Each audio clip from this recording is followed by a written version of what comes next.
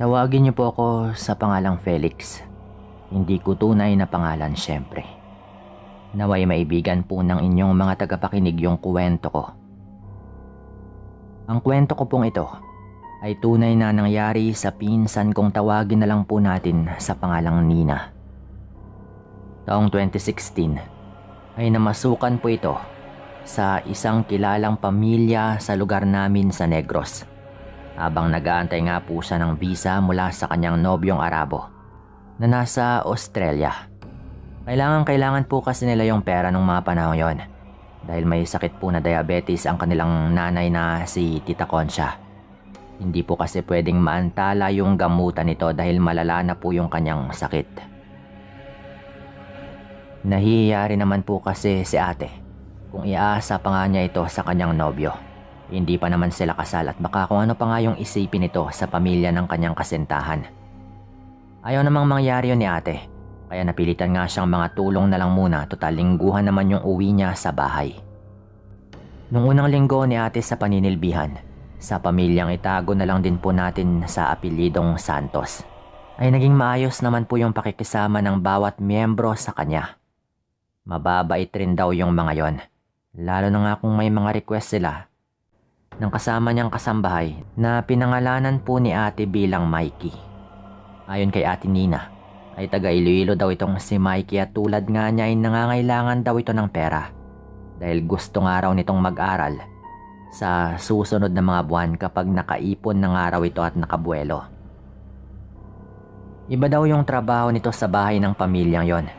Caregiver daw itong si Mikey ng mismong ina ng amo nilang lalaki, na ayon nga rin sa amo nila ay mga lagpas 90 na raw yung edad.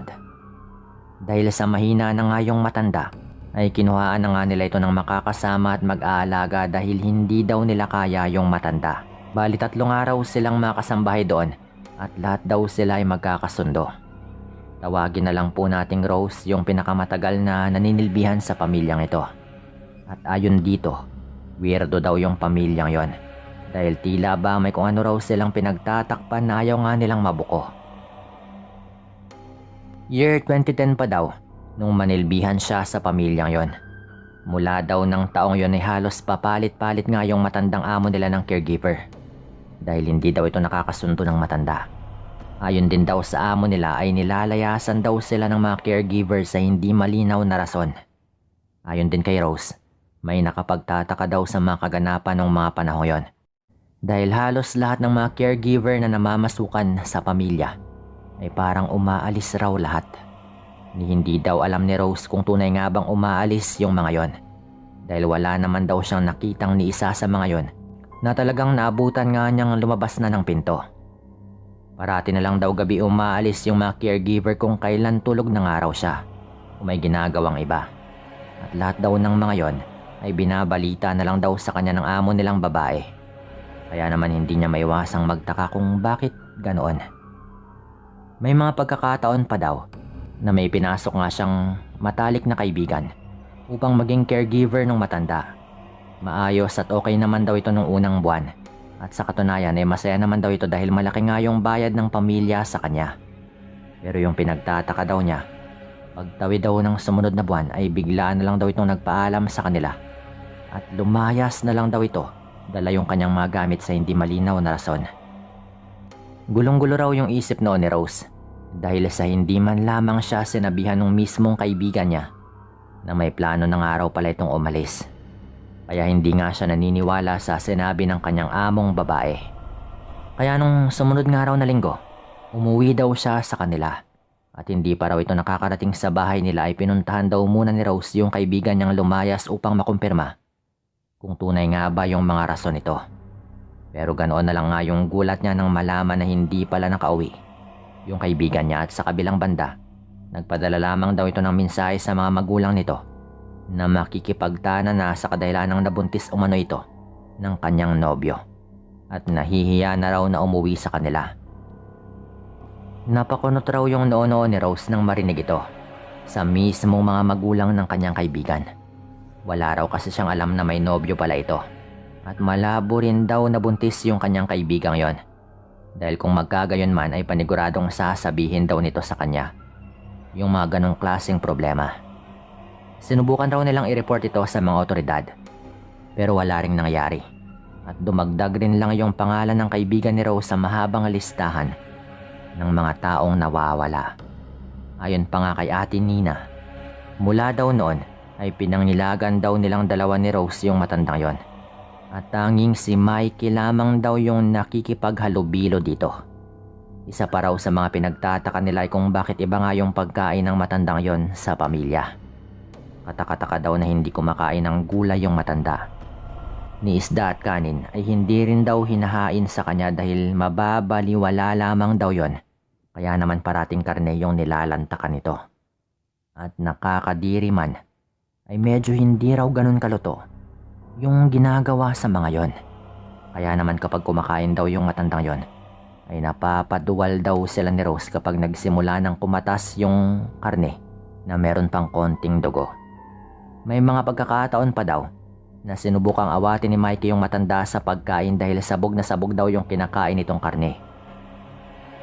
Halos malagutan daw ng hininga si Mikey nang tila asong ulol daw nitong sinunggaban yung kamay nito.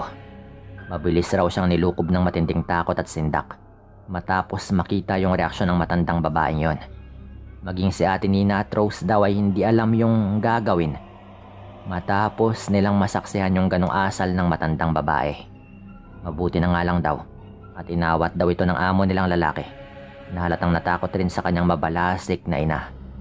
Sa totoo lang po, sino ba naman yung hindi matatakot sa matandang babaeng yon? Dahil mas mukhang mapanganib na hayop pa nga yung matanda kaysa sa pagiging tao nito. Pagpasensyahan na ninyo yung nanay ko Matanda na kasi talaga kaya kailangan ng kalinga na hindi ko naman kayang ibigay. Saad pa raw ng kanilang among lalaki. May mga pagkakataon daw na nakikita nila ni Rose sa labas ng bahay yung matanda habang tulak-tulak ni Mikey. At may tila masinsinan daw silang pinag-uusapan. At dahil na-intriga daw sila Rose ay naobserbahan nga raw nila si Mikey at yung matandang babaeng yon. Bagamat hindi daw nila marinig yung usapan sa pagitan ng mag-amo. Bumatay na lang daw sila sa pagkilos at mga reaksyon ng mga ito. Kaya naman nung makita daw nila na umiiyak si Mikey, ay inaasahan na raw nila na hindi nga siya magtatagal at mukhang mapapauwi na nga sa kanilang probinsya. Agad raw na nakaramdam ng lungkot si Ate Nina at Rose nang mapagtanto yung bagay na yon. Sinubukan raw nilang kausapin si Mikey pero hindi daw ito tumutugon sa kanilang mga tanong.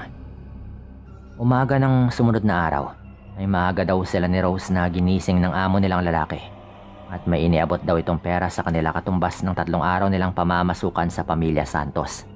Dahil kakasimula pa nga lang ng buwan noon at syempre nakapagsweldo na sila nung huling buwan. Nagtaka daw sila kung bakit in advance nga yung sahod nila ay wala naman daw silang okasyon. Hindi naman daw sila direktang sinagot ng kanilang amo noon. Bagkus ay sinabi nga nitong gamitin daw nila yung perang yun upang makapagbakasyon at umuwi sa kanilang pamilya. Dahil pinasobrahan din daw niya yon at para naman daw makauwi nga silang dalawa kahit papano. Napakunot daw yung noon nila nung marinig na dalawa lamang sila na liliban. Ibig bang sabihin nito hindi kasama si Mikey? Tanong pa raw ni ate noon kay Rose. Huwag niyo nang alalahanin si Mikey. Kayang-kaya niya namang asikasuhin si nanay. Saad naman daw ng lalaki. Bilang pagsunod nga sa kanilang amo, umuwi daw sila ni Rose noon at babalik na lamang sa susunod pang linggo. Dahil Huwebes na nga rin daw ng araw na yon. Sinubukan pa raw nilang hanapin at kausapin si Mikey pero hindi daw nila ito mahagilap. Pati rin yung matandang inaalagaan ito. Nang makatunog daw si Ate Nina at Rose na tila ba may mali sa mga kaganapan doon, ay nagplano nga raw silang bumalik pagsapit ng dilim. Bandang 7:00 daw ng gabi palihim silang bumalik sa lugar ng mayamang pamilya. Dahil na rin may mga duplicate ng susi itong si Rose sa buong kabahayan, ay mabilis raw silang nakapanik sa loob. Kataka-taka daw na wala doon yung mga amo nila pero bukas naman yung mga ilaw ng buong bahay. Maliban sa isang silid at ito nga yung silid ng matandang babae. Sa tinagal-tagal daw ni Ate Nina at Rose na nagtatrabaho doon, lalo na nga si Rose, ayun lamang daw yung unang pagkakataon nilang nakapasok sa loob ng kwarto ng matandang babae. Kadalasan daw kasi ay sumisilip-silip lamang sila At nagsisi nga raw sila noon dahil halos hindi daw nila makayanan yung matinding amoy sa loob. Para daw bang pinaghalong dumi ng tao, baktol at nabubulok na kung ano yung amoy doon na talaga namang napakabantot. Papalabas na raw sila ng silid nang may maulinigan nga silang tila mga impit na iyak na nanggagaling sa loob ng kwartong yon. Ubod man daw ng baho ay tiniis daw nila ito ni Rose at sinubukang hanapin kung saan nga ba nagmumula yung mga pag-iyak. Pagbukas daw nila ng pinto sa loob ng kwarto ng matanda ay may bumungad nga sa kanilang dalawa na isang mabalahibong nilalang na hawig sa isang aso. Ngunit hindi hamak na mahaba raw yung likurang binti nito kaysa kamay. Nang mapagkanto ni Rose na isang aswang yung kanilang kaharap, dali-dali daw nitong inilabas yung isang supot ng asin na may halong abo ng bendetadong palaspas. Walang pagdadalawang isip daw nitong sinabo yung hawak na abo sa mabalahibong nilalang. Nagara naman daw nitong ininda na parang mahapdi daw yun nung dumampi sa kanyang balat. Sinigi-sigi pa raw ni Rose na sabuyan ng asin at abo yung nilalang na yon. Nahalata nga raw na hindi nito inaasahan yung mga nangyayari, na meron palang ganong dala si Rose na mukhang kahinaan nga raw ng mga ganong nilalang. Nung hindi na raw makagalaw yung aswang na yon dahil sa panghihina at humihiyaw na lang daw ito, hindi nila inaasahan nang makita nga nila kung sino yung nilalang na yon sa likod ng mabalahibo nito at nakakapangilabot na anyo. Hindi ko alam kung naisip nyo rin ba ito o baka ibang tao yung iniisip ninyo. Pero si Mikey po yung aswang na sinabuyan ni Rose ng asin at abo. Maging si Ate Nina at Rose daw ay hindi inaasahan yung pangyayaring yon. Dahil yung buong akala daw nila ay yung matandang babae yung aswang. Kaya nga raw nagdala nga sila ng asin at abo. Dahil nakakatunog na nga raw silang aswang yung matandang babaeng yon. Halos panawan daw silang dalawa ng katinuan nang biglang huminga ng malalim yung nanghihina na nga noon na si Mikey. Sasabuyan pa raw sana ito ulit ni Rose, ngunit humingi raw ito ng tawad sa kanila. At doon ay nagsimula raw itong magkwento. Ayon daw dito, nung mga nakaraang linggo daw, inalok daw siya ng 50,000 nung amo nilang lalaki upang ito nga yung sumalo sa pagiging aswang ng kanyang ina. Sa halip na isang salinlahi yung mangyari, dahil mukhang siya nga raw dapat yung sumalo sa pagkaaswang nito dahil siya nga yung anak. Pero pinilit daw niya si Mikey at ginamit pa raw nito yung pamilya ng babae upang saluhin nga ni Mikey yung sinasabi nilang birtud ng pagiging aswang. Tinakot raw pala nila ito bukod pa sa ninais nilang bayaran. Nilinaw rin po ni Mikey sa kanila na nung araw daw na nakita nilang nag-uusap yung mag-amo, ay nagbabala na raw ito na nalalapit na nga yung pagbilog ng buwan at yun na rin daw yung hudyat ng pagiging aswang nito. At yun nga yung gabing tinutukoy ni Mikey kung saan malamang ipinasa na nga sa kanya. Ayon pa dito, inilibing na raw ng pamilya yung bangkay ng matandang babae dahil agaran daw itong nalagutan ng hininga. Pagkatapos may ipasa kay Mikey yung kanyang bertud. At katunayan ay iniwan din daw si Mikey doon sa bahay habang nakalak nga yung mga pinto dahil hindi pa nga raw nito makontrol yung kanyang pagkatao. Si Mikey pa nga raw yung nagpasalamat noon dahil sinabuyan daw siya agad ni Rose ng mga pangontra dahil kung hindi ay baka hindi nga raw niya makontrol yung kanyang sarili at atakihin pa nga nito yung dalawa na hindi nga raw niya mapapatawad yung sarili niya kapag nangyari yon. Ninais pa nga raw ni Mikey noon na tuluyan na lang siyang sabuyan nila Rose ng mga pangontra upang mamatay na nga lang daw siya. Pero hindi daw nila kayang gawin yon. Kaya sinabi na lang daw ni Mikey na magmadali na lang silang umalis na sa bahay at wag nang bumalik pa. Dahil baka kapag nanatili pa raw sila doon, ay kung ano na nga raw yung magawa nito. Doon na nga raw nagmadali sila Ate Nina na umalis na lamang sa bahay noon. Kahit masakit man sa kanila, di raw yung mga gamit nila na mga mahalaga ay dinala na raw nila dahil wala na nga rin silang balak na bumalik. Yung masakla pa po, pagkalipas lang po ng mga 1 linggo pa siguro, Nabalitaan na lang din daw nila sa pamilya mismo ni Rose na namatay na nga ito. Yung matindi pa, mga ilang araw daw matapos yon, nabalitaan na lang daw nila sa pamilya ni Mikey na namatay na nga raw ito. Mukhang hindi nga nagtagumpay yung kanilang planong ipasa dito, yung pagiging aswang dahil hindi kinaya ng kanyang katawan. Pumunta pa nga raw sila ate noon sa libing ng kanilang kaibigan. At doon nga rin daw nila nabalitaan na binayaran din daw yung pamilya ni Mikey noon upang manahimik. Pero siyempre, alam po ng iilan yung tunay na mga nangyari.